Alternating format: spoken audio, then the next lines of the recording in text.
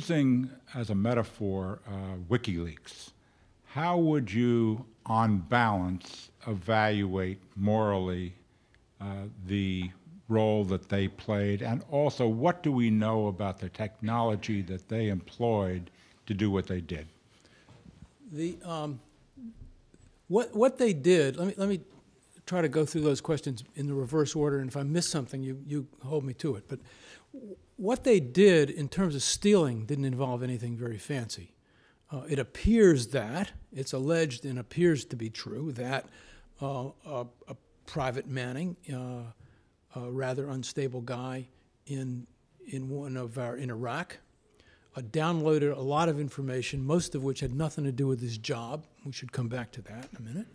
And put it on disks, hid it underneath of, encrypted it and hid it underneath of some music stuff. There was nothing fancy about that.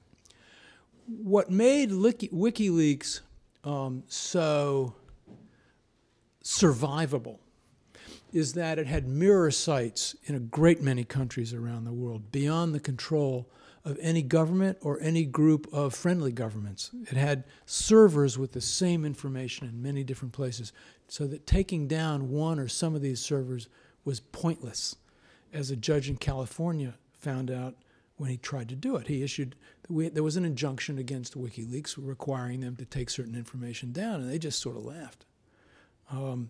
That wasn't a fancy technology, it was a very sophisticated use of technology. How do I evaluate the morality of it?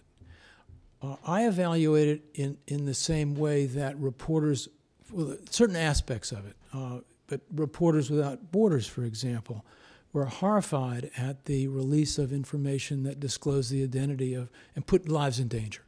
And there's no question in my mind that many lives were put in danger. Opposition leader in Zimbabwe had to leave the country, for example. We know that in Afghanistan, the names of people who were cooperating with us against the Taliban were exposed, and that Taliban made a point of saying, we're organizing, convening a committee to go through this stuff to figure out who these people are. I think that was, by any standard of either decency or professional journalism, was disgraceful.